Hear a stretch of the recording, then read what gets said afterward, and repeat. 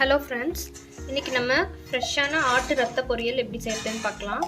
இன்றைக்கி நம்ம வந்துட்டு ஃப்ரெஷ்ஷாக ஆட்டு ரத்தம் வாங்கிட்டு வந்திருக்கோம். அதை க்ளீன் பண்ணி எடுத்திருக்கோம். இன்றைக்கி ஒரு இரும்பு வடைச்சட்டியில் இது செய்கிறதுக்காக ஆயில் ஊற்றிக்கலாம். நான் இன்றைக்கி சன்ஃப்ளவர் ஆயில் தான் ஊற்றிருக்கேன். எண்ணெய் நல்லா காஞ்சிருச்சு. இப்போ வந்து நம்ம கொஞ்சமாக கடுகு போட்டுக்கலாம்.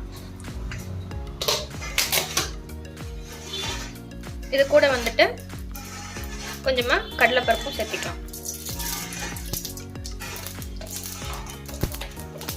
இப்போ வந்து நம்ம பெரிய வெங்காயம், ஒரு 4 பெரிய வெங்காயம் வந்து நல்லா பொடியாக நறுக்கி வச்சுருக்கோம்.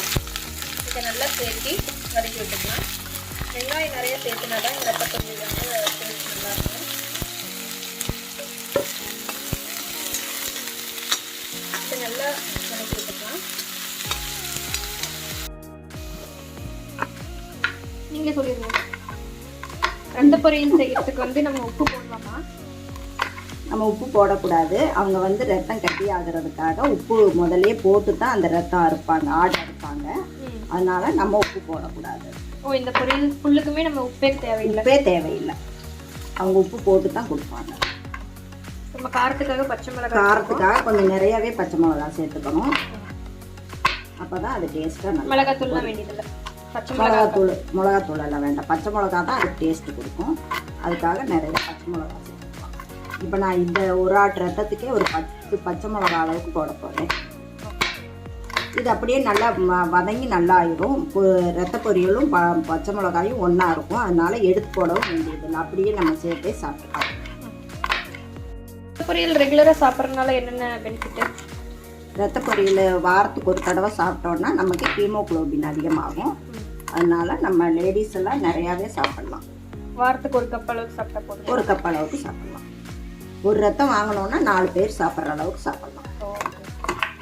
க்ளீன் பண்ணுறதெல்லாம் இதில் வந்து கொழுப்பு சத்தும் இல்லை. கொழுப்பு சத்து இல்லை. இப்போ வந்து ஒரு 10 பச்சை மிளகாய் எடுத்து இப்படி பொடியாக கட் பண்ணியிருக்கேன். கொஞ்சம் கருவேப்பிலை சேர்த்துக்கிறேன். ஸோ இது எல்லாமே காரம்க்கு நம்ம பச்சை மிளகாய் தவிர வேறு எதுவுமே போட போகிறதில்ல. ஆமாம், பச்சை மிளகாய் மட்டும்தான் போடும்.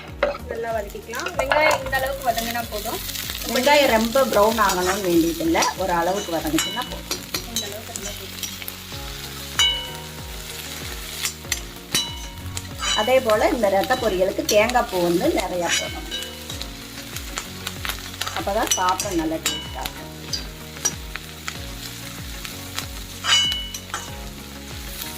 இது எவ்வளோ நேரத்தில் ரெடி ஆயிரும்? இது ஒரு 10 நிமிஷம் வேலை தான். சீக்கிரமாக வேணும். சீக்கிரமாக. இப்போ நம்ம கழுவி க்ளீன் பண்ணி வச்சுருக்கோம் ரத்தம். இப்போ ஃப்ரெஷ்ஷாக ரெடியாக இருக்குது. இது அப்படியே ஊற்றிடுவோமா? இது வாங்கிட்டு வரும்போது கொஞ்சம் கெட்டியாக இருக்கும்ல? ஆமாம். இப்போ இந்த ரத்தம் வந்து இப்போ உடனே அறுத்து ஆடை இப்போவே அறுத்து பிடிச்சி கொடுத்துருக்காங்க. அதனால இன்னும் கொஞ்சம் அதிகமாக கெட்டி. இப்போ நம்ம ரத்தத்தை வந்து ஆட் பண்ணிடலாம்.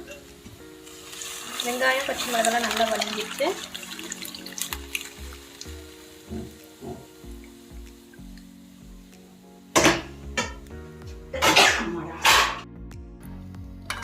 இது இப்போ கையிலேயே வச்சு கொஞ்சம் நேரம் வச்சிட்டோம்னா நல்லா கெட்டி ஆகிடும்.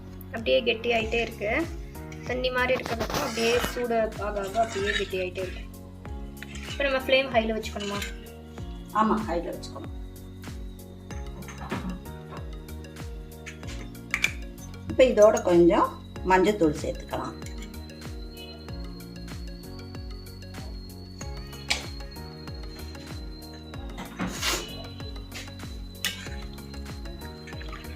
இப்போ இதை இப்படியே மூடி வச்சிடலாம். கெட்டியாக எவ்வளோ நேரத்துக்கு மூடி வைக்கணும்? 10 நிமிஷம் மூடி வைக்கணும். 10 நிமிஷம் வச்சிடணும். நடுவில் கிளறி விடணும்ல? இல்லை. ஆமாம், கிளறி விடணும்.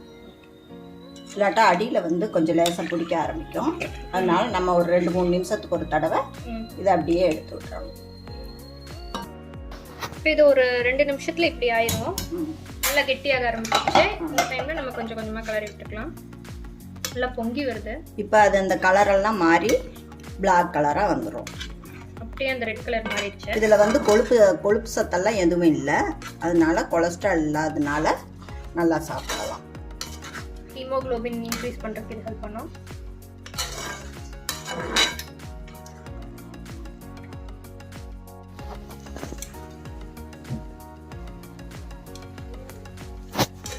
இந்த தண்ணியெல்லாம் வற்றணும் இல்லையா? ஆமாம். இப்போ இது வந்து அப்போவே அறுத்தோடனே நம்ம அப்படியே செய்கிறதுனால கொஞ்சம் தண்ணி அதிகமாக இருக்கிற மாதிரி இருக்குது. கொஞ்சம் நேரம் வரைக்கும் வச்சுருந்தோன்னா ஒரு மணி நேரம் வச்சுருந்துட்டு அப்புறம் செஞ்சோன்னா அது வந்து தண்ணியை வடிச்சிடலாம். நல்லா கொஞ்சம் தண்ணி மேலால் நிற்கும். அதை வடிச்சிட்டு அந்த கெட்டியானதை மட்டும் நல்லா முடி இருக்கான்னு நல்லா செக் பண்ணிக்கணும். முதல்ல பார்த்துட்டு அப்புறம் ஒரு தடவை ஒரு பிசைஞ்சு விட்டுட்டு கையில் பிசைஞ்சு விட்டுட்டு அப்புறம் அந்த வெங்காயம் மிளகாயோடு சேர்க்கணும். அப்போ இவ்வளோ தண்ணி இருக்காது? ஆமாம், இவ்வளோ தண்ணி இருக்காது. இன்னைக்கு கொஞ்சம் நேரம் வரைக்கும் தான் வேகும். இந்த தண்ணியெல்லாம் சுண்டணும். ஆனால் அதனால ஒன்றும் பிரச்சனை இல்லை இல்லையா? அது இல்லை, எவ்வளோ நேரம் வந்தாலும் அதனால ஒன்றும் பிரச்சனை இல்லை.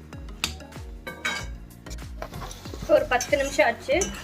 தண்ணியெல்லாம் நல்லா சுண்டி இந்த மாதிரி ட்ரை ஆகிடுச்சு. இப்போ நம்ம அந்த தண்ணி கொஞ்சம் அதிகமாக இருக்குன்னு சேர்த்தாமல் வச்சுருந்தோம்னா இது வந்து இந்த 10 நிமிஷத்துலேயே ரெடி ஆகிருக்கும். நம்ம அது ரத்தம் கொஞ்சம் தண்ணியாக இருக்குதுன்னு சொல்லிட்டு அப்படியே ஊற்றுனதுனால தான் இன்னும் கொஞ்சம் தண்ணியாக தெரியுது. இது இன்னும் ஒரு 2-3 நிமிஷத்தில் ரெடி ஆகிடும் நம்மளுக்கு ரத்த பொரியல். தண்ணி கம்ப்ளீட்டாக சுண்டி இருந்ததுல 2-3 நிமிஷத்தில் செஞ்சுருக்கோம். கடைசியாக நம்ம தேங்காய் பூ போட்டுப்போமா? ஆமாம், எல்லாம் சுண்டி நமக்கு எல்லா இந்த இப்படி பார்த்தோன்னாலே தண்ணி தெரியும். இந்த தண்ணி சுண்டிருச்சுன்னா போதும்.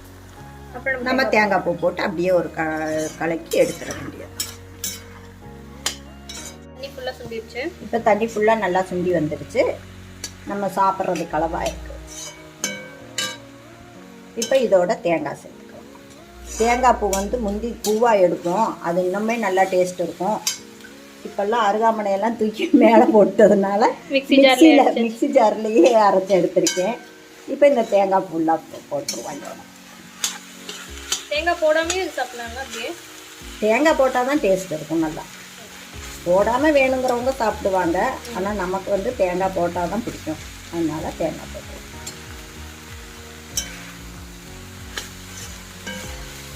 கலர் சூப்பராக வந்துச்சு. இப்போ இதெல்லாம் கொஞ்சம் கட்டியாக இருக்குன்னா கொஞ்சம் நம்ம இப்படியே லேசாக தட்டி விட்டுக்கிட்டோன்னா போதும்.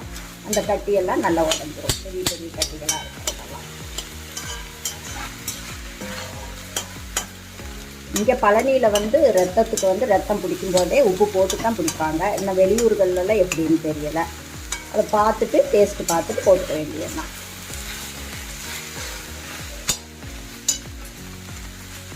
இப்போ இந்த தேங்காய் பூவை அதில் சேர்த்துக்கலாம். ஒரு அரை மூடி தேங்காய் இருக்கும். நல்ல பெரிய தேங்காயில் ஒரு அரை மூடி தேங்காய் சேர்த்துக்கலாம்.